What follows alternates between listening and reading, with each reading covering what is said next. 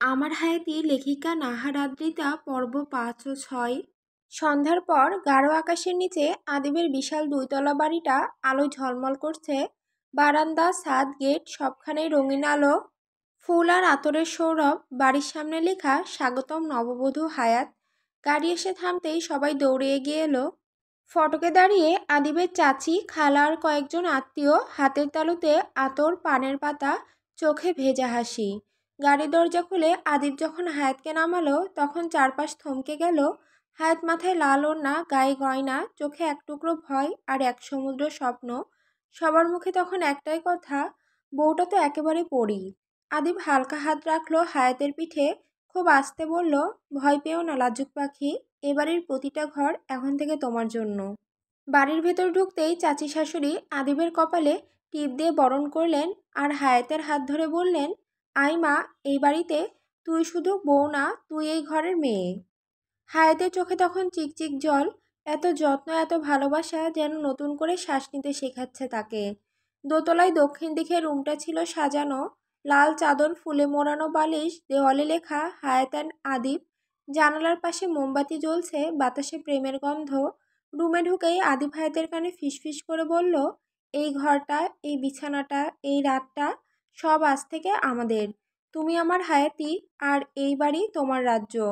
হায়াত চোখ নিচু করে হাসলো, বুকের ভেতরে ধুকপুকানিটা একটু শান্ত হলো। আদিব হালকা গলায় বলল, চলো দুজনে ফ্রেশ হয়ে নামাজ পড়ে নেই, আমাদের সম্পর্ক শুরু হোক আল্লাহর সামনে মাথা নত করে। হায়াত লাজুক মুখে মাথা নেড়ে বলল, এটাই তো চেয়েছিলাম, আমাদের শুরু হোক দোয়ার মাধ্যমে, আমাদের সম্পর্কটা একদম হালাল, যে সম্পর্কে কোনো জটিলতা নেই। দুজনে আলাদা করে ফ্রেশ হয়ে বের হলো। হায়াত হালকা কাজ করা সাদা ওড়না জড়িয়ে নিল আর আদিব পাঞ্জাবি পরে জায়নামাজ বিছিয়ে দিল ঘরের এক কোণে। ঘরটা তখন আর শুধুই রুম না, একটা শান্তির ছোট মসজিদ যেন। আদিব দাঁড়ালো ইমাম হয়ে, হায়াত নীরবে পাশে কাতারে। আল্লাহ আকবার। ঘরটা নিস্তব্ধ, সেজদায় তাদের মাথা যখন নিচু, মনে মনে দুজন দুটো প্রার্থনায় ডুবে। হে আল্লাহ, এই সম্পর্কটা তুমি পবিত্র করো, তুমি সহজ করো, তুমি আস্থায় ভরিয়ে দাও। নামাজ শেষে দুজনে হাত তুললো একসাথে। দুজনের দোয়া আলাদা হলেও ইচ্ছেটা একটাই ছিল, একসাথে থাকা, একসাথে বাঁচা, একসাথে জান্নাতে যাওয়া। নামাজ শেষে হায়াতের চোখে এক টুকরো শান্তি আর আদিবের মুখে একরাশ দায়িত্ব মাখা মায়া। আদিব আস্তে করে বলল, আজ শুধু বিয়ে না, আজ আমাদের রুহু একসাথে সেজদায় বসলো লাজুক পাখি। নামাজ শেষ, হাত তুলে দোয়া করা হয়ে গেছে। সেজদা থেকে উঠে দুজনেই একে অপরের দিকে তাকালো, চোখে প্রশান্তি, মুখে শান্ত এক হাসি। আদিব হায়াতের দিকে তাকিয়ে একটু হেসে বলল, আমার হায়াতি, আমার পৃথিবী, এখন তোমাকে একটা জিনিস দেওয়ার সময় হয়েছে। হায়াত একটু অবাক হয়ে তাকালো, গলায় কৌতূহল, মুখে লজ্জা মেশানো হাসি, ঝুলিয়ে বলল, কি? আদিব ধীরে ধীরে বিছানার পাশে রাখা ছোট্ট একটা গিফট বক্স বের করলো, লাল আর সোনালি কাগজে মোড়ানো, উপরে ছোট একটা কার্ড লাগানো। হায়াত হাতে নিয়ে বলল, এটা আমার জন্য? আদিব জবাব দিল, বউ, শুধু তোমার জন্য, যেমন করে আমার হৃদয়টা এখন শুধু তোমার। হায়াত ধীরে ধীরে মোড়ক খুলল, ভেতরে ছিল একটা স্বর্ণের চেন আর একটা ছোট্ট নোট। হায়াত একটু কাপা হাতে চিরকুটটা খুলে পড়ল। এই চেইন শুধু গলায় পরার জন্য নয়, এটা প্রতীক যে আজ থেকে তুমি আমার হৃদয়ের গায়ে ঝুলে থাকা নাম। প্রতিটি দুলনিতে আমি চাই তুমি আমাকে অনুভব করো, তুমি যেন কোনোদিন ভুলে না যাও, তুমি শুধু আমার বউ না, তুমি আমার দোয়া, আমার জীবনের নিয়ামত। তোমার আদিব। হায়াতের চোখ চিকচিক করে উঠল, কিছু বলতে পারল না সে, শুধু ঠোঁটে এক টুকরো কৃতজ্ঞতা ভরা হাসি। সে চেইনটা হাতে নিল, ধীরে গলায় পড়তে গেলে আদিব এগিয়ে এসে নিজেই পরিয়ে দিল। গলার চেইন আর কপালে হালকা চুমু, এই দুটো জিনিসই আজ ছিল হায়াতের সবচেয়ে দামি অলংকার। আদিব প্রশ্ন করল মৃদু কণ্ঠে, চিরকাল থেকে যাবে? হায়াতের উত্তর একটুখানি কাপা কণ্ঠে কিন্তু আত্মবিশ্বাসে ভরা চোখে বলল, আমার গলায় যেমন আপনার দেওয়া এই চেইন, তেমনি আমার প্রাণেও আপনি স্বামী যান, সেখান থেকেও যাব না। হায়াত কখনো জায়নামাজে বসে একটু লাজুক, একটু চুপচাপ, মুখে সেই কমল হাসি, চোখে জলের দাগ। ঠিক তখন আদিব ধীরে ধীরে এগিয়ে এলো, হায়াতকে নরম করে কোলে তুলে নিল। সে চমকে উঠল, কি করছেন? চুপ যান, আজ আমার নববধূকে আমি কোলে করে নিয়ে যাব তার রাজ্যে। আদিবের কণ্ঠ ছিল মোলায়েম, চোখে নির্ভরতার দীপ্তি। বিছানার দিকে এগিয়ে যেতে যেতে হালকা গলায় গাইতে শুরু করলো, ये रातें ये मौसम नदी का किनारा ये चंचल हवा। হায়াত মুগ্ধ হয়ে শুনল, এই কঠিন ছেলেটা এত কোমল সুরে গাইতে পারে সে ভাবতেই পারেনি। চাঁদের আলো জানালা গড়ে পড়ে রুমটাই আরো নরম করে তুলেছে। আদিব হায়াতকে পাশে বসিয়ে তার হাতে আলতো করে হাত রাখলো। আজ রাত শুধু আমাদের না, এই ভালোবাসার একটা শুরু। হায়াত লাজুক গলায় বলল, আপনার পাশে বসে এত শান্তি লাগছে, ভয়টাও কমে গেল। আদিব আস্তে হাত রাখলো হায়াতের গালে, চোখে চোখ রেখে বলল, আমি তোমার সম্মান রক্ষা করে ভালোবাসবো জান। আজ রাত শুধু অনুভবের কোনো জোর নেই, শুধু ভালোবাসা। হায়াত নিচু মাথায় মাথা নাড়ল। তাদের মাঝখানে তখনও একটা লাজুক বাতাস, কিন্তু আবেগে ভেজা। আদিব হায়াতের কপালে চুমু দিল, সেই চুমুতে কোনো জোর নেই, ছিল দায়িত্ব, ছিল মমতা। দুজনের মাঝে দূরত্ব আস্তে আস্তে গলে যেতে থাকলো, ঠিক যেমন ভালোবাসা গলে যায় একটুখানি বিশ্বাসে। রাতের চাঁদ তখন জানালার পাশ ঘেঁষে বিছানার এক পাশে জ্বলছে মোমবাতি, আরেক পাশে দুজন মানুষ, দুজন আত্মা নীরবে এক হয়ে যাচ্ছে। তাদের ভালোবাসা সেই রাতের মতোই নিঃশব্দ, শান্ত আর পবিত্র। সকাল ৫টা, ঘরের চারপাশে ঘুমের নিস্তব্ধতা ছড়িয়ে আছে। আলতো আলো জানালার ফাঁক দিয়ে ঢুকছে। হায়াত তখনও আধ ঘুমে চোখ মেলে তাকালো আদিবের দিকে। আদিবের পরনে শুধু প্যান্ট, আর হায়াতের পরনে আদিবের একটা টি শার্ট।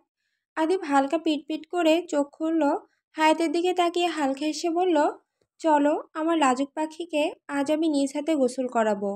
বিছানা থেকে ধীরে ধীরে কুলে তুলে নিল হায়াতকে। হায়াত একটু লজ্জা পেয়ে মুখ গুজে রাখলো আদিবের বুকে। বাথরুমে ঢুকে হালকা গরম পানি ছেড়ে দিল সে। পানির ধোঁয়ায় চারপাশ মাখামাখি। আদিব ভালোবাসায় ভেজা কণ্ঠে বলল, জান, ব্যথা লাগছে? একটু। তাহলে আরেকবার হয়ে যাক। বলে আদিব হায়াতের গলায় মুখ ডুবিয়ে দিল। হায়াত লজ্জায় মুখ নিচু করে ফেলল। আদিব আস্তে করে হায়াতের বক্ষস্থলে কামড় দিল। হায়াত আহ শব্দ করে আদিবের বুকে কিল ঘুষি মারতে লাগলো। আদিব দুষ্ট হেসে বলল, ইস জান, আমার লজ্জা পাচ্ছে। থাক জান, লজ্জা পেতে হবে না, আমরাই তো। নাকে নাক ঘষতে লাগলো আদিব। হায়াত একটু উঁচু হয়ে আদিবের ওষ্ঠে ওষ্ঠ পুড়ে নিল। স্ত্রীর রেসপন্স পেয়ে আদিব আরও নেশালোভাবে হায়াতকে স্পর্শ করতে লাগলো। এরপর হালকা করে পানি ছিটিয়ে গোসল শুরু করলো। হায়াত কখনো চোখ বন্ধ করছিল, কখনো আদিবের দিকে মুগ্ধ হয়ে তাকাচ্ছিল। পুরো সময়টা যেন ছিল নিঃশব্দ ভালোবাসার ভাষা। আদিব হায়াতকে কোলে করে রুমে নিয়ে এলো। গোসল শেষে ভেজা চুলে তোয়ালে গায়ে জড়ানো হায়াতকে আয়নার সামনে দাঁড় করিয়ে দিল। ঘরের নরম আলোয় আয়নায় ওদের দুজনের প্রতিবিম্ব একসাথে ধরা পড়ল। একদিকে লম্বা সুঠামদেহী আদিব, অন্যদিকে ছোটোখাটো কচিমুখের হায়াত। হায়াত আয়নার দিকে তাকিয়ে হঠাৎ বলে উঠল, আমি কত পিচ্ছি আপনার থেকে। হায়াতের চোখে মুখে মিশেছিল খানিকটা লজ্জা, খানিকটা অবাক লাগা। আদিব হেসে হায়াতের কাঁধে আলতো হাত রাখল, তুমি তো আমার পিচ্চি রানী, যাকে আগলে রাখতে আমার ভীষণ ভালো লাগে। হায়াত মুখ নামিয়ে ফেলল, গাল লাল হয়ে উঠল। আদিব আয়নার দিকেই তাকিয়ে বলল, এই পিচ্চি মেয়েটাকেই আমি সারা জীবন ভালোবেসে যাব। এই আয়না যেমন আজ আমাদের একসাথে দেখাচ্ছে, আমি চাই প্রতিদিন তোমাকে এভাবেই দেখতে। হায়াত নিঃশব্দে মাথা নেড়ে ফেলল, হাসি ঠোঁটে লুকানো ভালোবাসার এক চুপচাপ স্বীকারোক্তি। হায়াত আয়নার দিকে তাকিয়ে আবারও আদিবকে দেখে বলল, আপনি এত লম্বা কেন? আদিব হেসে ওর মাথায় হাত রাখলো, যেন নিজের ছোট্ট দুনিয়াটা ছায়া দিয়ে ঢেকে রাখছে। তোমাকে কোলে করে তুলতে যেন কষ্ট না হয়, তাই হয়তো আল্লাহ আমাকে লম্বা বানিয়েছে। হায়াত মুচকি হেসে বলল, তাইলে আমাকে বাচ্চা ভাবেন নাকি? আদিব কপাল ছুঁড়ে বলল, বাচ্চা না, তুমি আমার সবচেয়ে আদরের মানুষ। একটু পিচ্চি, একটু নরম, একদম আমার মনের মতো। হায়াত মুখ টিপে হেসে বলল, আচ্ছা, আপনি তো কোলে তুলতেই ভালোবাসেন। আদিব হেসে জবাব দিল, তুলে রাখবো যতদিন আমার হাত শক্ত থাকবে, যতদিন তুমি আমার হায়াতি হয়ে থাকবে। আমি আপনারই হায়াত। আচ্ছা, আমার নাম তো হায়াত, তাহলে হায়াতি বলেন কেন? হায়াতি মানে পৃথিবী, এই জন্যই বলি তুমি আমার হায়াতি। বুঝলেন ম্যাডাম? স্যার। আয়নার সামনে দাঁড়িয়ে হায়াত আর আদিবের সেই মিষ্টি মুহূর্তটা ভাঙল হঠাৎ দরজার টোকা দিয়ে। ভাইয়া, ভেতরে আসি। আদিব দরজা খুলতে দেখা গেল তার দুই চাচাতো বোন নূপুর আর মিনহাজা। দুজনেই হাত ভর্তি চুড়ি, আলতা, টিপ, হেয়ার ব্রাশ আর কিছু গহনা। নূপুর দুষ্টু হেসে বলল, ভাবি তো একদম পিচ্চি পুতুলের মতো, এখন আমরাই সাজিয়ে দেব। ভাইয়া, তুমি একটু সরে দাঁড়াও। আদিব মুচকি হেসে বলল, আমার রানীকে বুঝে সাজাবি, বেশি ঝলমলে করে ফেলবি না, আমার চোখে না লাগে যেন। মিনহাজা হায়াতকে আয়নার সামনে বসিয়ে চুল আঁচড়ে দিতে লাগলো। নূপুর হায়াতের হাতে চুড়ি পরিয়ে দিচ্ছে। হায়াত একটু লাজুক হয়ে বলল, আপুরা, অত সাজালে উনি আমাকে চিনবেই না। নূপুর হাসতে হাসতে বলল, চিনবে না মানে? ভাইয়া তো আগেই প্রেমে হাবুডুবু খাই। আদিব ওদের আড়াল থেকে বলল, সাজলেও আমার হায়াত, না সাজলেও আমার হায়াত, শুধু একটুখানি বেশি মায়াবতী লাগবে হয়তো। হাসি ঠাট্টায় ঘরটা ভরে উঠল। চুড়ির টুংটাং, চুলে পারফিউমের সুবাস, ঠোঁটে হালকা লিপস্টিক, আর আয়নায় এক নতুন নববধূ হায়াত। চাচাতো বোনেরা সাজাতে সাজাতে একসময় একটা রেশমি শাড়ির প্যাকেট বের করলো। নূপুর সেটা খুলে হায়াতের চোখের সামনে মেলে ধরলো। একটা গাঢ় লাল সোনালি জরি কাটা দামি জামদানি শাড়ি। এক ঝলকে দেখে চোখ আটকে গেল হায়াতের। মিনহাজা হেসে বলল, এইটা আদিব ভাইয়া নিজে কিনেছে, বলেছে এই শাড়িতেই ওর লাজুক পাখিকে দেখতে চাই। হায়াতের গাল লজ্জায় লাল হয়ে উঠল। সে আস্তে বলল, অত লাল রং তো আমাকে মানাবে না। নূপুর একরাশ হাসি নিয়ে বলল, তোমার গায়ের রঙে এই লালটা আগুন লাগিয়ে দেবে ভাবি। ওরা মিলে খুব যত্ন করে হায়াতকে সেই শাড়ি পরিয়ে দিল। গলায় হালকা এক সেট সোনার গহনা, হাতে রেশমি চুড়ি, কপালে সোনালি টিপ। হায়াত আয়নায় তাকে নিজেকেই যেন চিনতে পারছিল না। এত নরম, এত মায়াবতী, যেন রূপকথার নববধূ। ঠিক তখনই দরজার পাশে এসে দাঁড়ালো আদিব। চোখ এক দৃষ্টিতে আটকে গেল হায়াতের ওপর। মুহূর্তের মধ্যে ওর ঠোঁটে হাসি আর চোখে মুগ্ধতা। এই লাল শাড়িটার মতোই তুমি আমার জীবনে রং এনেছো হায়াত, বলল আদিব, কণ্ঠে মিশে থাকা ভালোবাসার গভীরতা। হায়াত চোখ নামিয়ে ফেলল, ঠোঁটের কোণে এক ফালি হাসি। চাচাতো বোনেরা ফিসফিস করে বলল, এক দৃষ্টিতে প্রেম থাকে, অভিমান থাকে না। হায়াত যেন এক পুরানো রূপকথার পাতায় জন্ম নেওয়া মেয়েটা। দুধের মতো ফর্সা, নিখুঁত কোমল একটা ত্বক। আয়নার সামনে লাল জামদানি শাড়িতে বসে থাকা হায়াতকে দেখে যেন চোখ ফেরানো যায় না। তার গায়ের রঙে লাল রংটা ঠিক যেন আরো বেশি ঝলমল করে উঠেছে। নূপুর ফিসফিস করে মিনহাজাকে বলল, দেখছিস ভাবির রংটা কেমন দুধের মতো পরিষ্কার, শাড়িটা একদম জমে গেছে। আদিব পাশে দাঁড়িয়ে চুপচাপ দেখছিল। হঠাৎ এগিয়ে এসে আয়নার দিকে তাকিয়ে বলল, এত ফর্সা হবার মানে কি জানো হায়াত? হায়াত চোখ বড় বড় করে তাকালো। কি মানে? আদিব ধীরে বলল, আল্লাহ যেন আমার জীবনের সবচেয়ে পবিত্র আলোটুকু তোমার গায়ের রঙে ফুটিয়ে দিয়েছেন। তোমার মাঝে কোনো দাগ নেই, কোনো ভাঙচুর নেই, শুধুই সৌন্দর্য আর শান্তি। হায়াত লজ্জায় চোখ নামিয়ে ফেলল। ঠোঁটের কোণে হালকা হাসি, যেন সে বিশ্বাসই করতে পারছে না এত প্রশংসা। মিনহাজা তখন বলে উঠল, ভাইয়া তুমি না একদম কবি হয়ে গেছো। আদিব হেসে বলল, হায়াতকে দেখলেই মনটা এমন কবিতার মতোই হয়ে যায়। এই রং, এই সাজ, এই মুহূর্তগুলো দিয়েই এক টুকরো ভালোবাসার সকাল গড়ে উঠল। সেখানে দুধের মতো ফর্সা হায়াতকে ঘিরে আবর্তিত হচ্ছিল আদিবের নিঃশব্দ মুগ্ধতা। আদিব নিজেই হায়াতকে কোলে করে তাকে ধীরে ধীরে নিচে নামিয়ে আনলো। সিঁড়ি বেয়ে নামতেই নিচে বসে থাকা মেহমানদের মুখ হঠাৎ থমকে গেল। সবাই একদৃষ্টিতে তাকিয়ে রইল হায়াতের দিকে। কেউ বিস্ময়ে, কেউ প্রশংসায়, কেউ ঈর্ষাতেও। একজন খালা ফিসফিস করে পাশের ভাবিকে বলল, মা গো, এই যে রূপকথার পরী, মেয়েটার রংটা দেখেছো? দুধ সাদা, আর কি শান্ত একটা মুখ। আরেকজন মামা চোখ কষলে বলল, আরে এ তো আসলে মানুষ না, মাশাল্লাহ, ঝলসে ওঠা চাঁদ। আদি ভাগ্যবান বটে। নূপুর গর্ব করে বলল, ভাবি তো আমাদের রাজপরী, ভাইয়ার রানী, সাজলে এমন লাগছে যেন নতুন বউ না, সিনেমার হিরোইন। হায়াত নিচু চোখে মাথা হেঁট করে বসে রইল। মুখে লাজুক হাসি, কিন্তু তার গায়ের আভা, তার কোমলতা, তার উপস্থিতি ঘরে বসে থাকা শত মেহমানের দৃষ্টি ছুঁয়ে গেল এক নিমিষেই। তখন হায়াত দুহাত তুলে ধীরে শান্ত কণ্ঠে সবাইকে সালাম দিল, আসসালামু আলাইকুম। একটা ভরাট, নরম, মধুর কণ্ঠ যেন কানে মধু ঢেলে দিল সবার। রূপ দেখে সবাই মুগ্ধ ছিল, আর এবার কণ্ঠ শুনে যেন ভেতরটা কেঁপে উঠল উপস্থিতদের। একজন বয়স্ক দাদি চোখ বড় করে বললেন, হায় রে, এই মেয়ের কণ্ঠটা তো যেন রেডিওতে কোরআন তেলাওয়াত শোনার মতো। আরেকজন চাচা পাশে বসা মানুষকে ধাক্কা দিয়ে বললেন, এই যে ভাই, এটা কি রূপ আর এই কণ্ঠ! আদিব তো আজ ভাগ্য কুড়াইছে।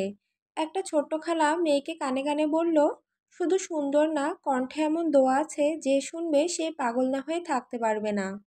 আদিব একটু দূর থেকে দাঁড়িয়ে সেই মুহূর্ত দেখছিল। ওর বুক যেন গর্বে ভরে গেল। নিজের হায়াতকে দেখে মনে হলো, ও শুধু আমার বউ না, ও আমার সম্মান, আমার সৌভাগ্য, আমার জান্নাতের প্রথম দরজা। আর হায়াত, সে মাথা নিচু করে বসে সব প্রশংসার মাঝে থেকেও একেবারে নরম বিনয়ী, যেন জানেই না সে কী পরিমাণ আলো ছড়াচ্ছে। একটু পর হায়াত ট্রে হাতে এক এক করে খাবার পরিবেশন করছিল। ননদ, চাচি, শ্বশুর, চাচা শ্বশুর সবাইকে দারুণ আদব আর ভালোবাসা নিয়ে। গায়ে লাল জামদানি, গলায় সোনার চেইন, মুখে মিষ্টি হাসি। খাবার পরিবেশনের এক সময় হঠাৎ গুজে রাখা চুলের খোপাটা খুলে গেল। মুহূর্তে ওর চুল ঢলে পড়ল পিঠ বেয়ে। তারপর কোমর ছুঁয়ে একেবারে হাঁটুর কাছে এসে থামল। ঘরটা থমকে গেল। চুলের সে কি দৈর্ঘ্য, কি স্নিগ্ধ কালো রং, কি পরিপাটি ঢেউ! চাচি অবাক হয়ে বললেন, হায় রে, হাঁটু অবধি চুল! এত সুন্দর, এত পরিপাটি চুল আজকাল কজনের হয়? ননদ ফিসফিস করে বলল, ভাবির চুল তো একদম সিনেমার নায়িকাদের মতো, একেবারে রাজকীয়।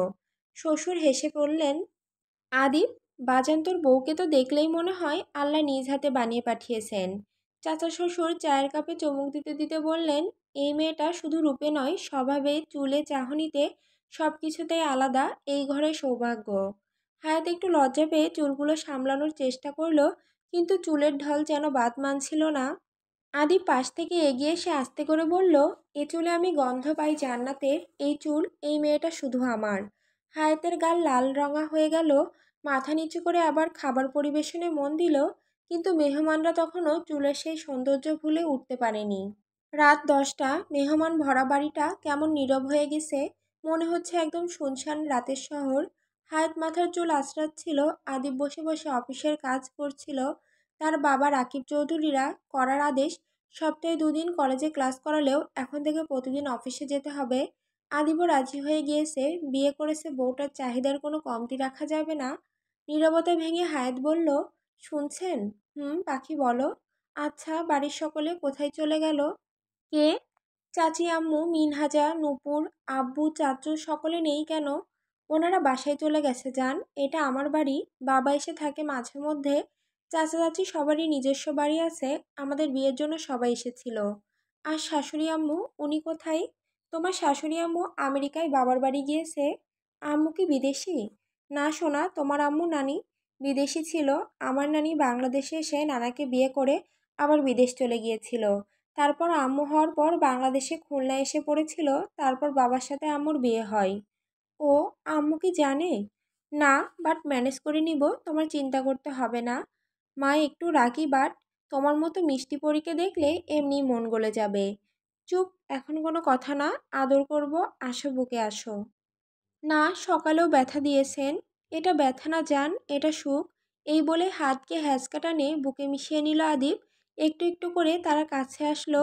আদিব আস্তে করে হায়াতের ওষ্ঠে নিজের ওষ্ঠ পুরে নিল। এভাবেই দুটো হৃদয় সম্পূর্ণ পরিপূরক হয়ে গেল।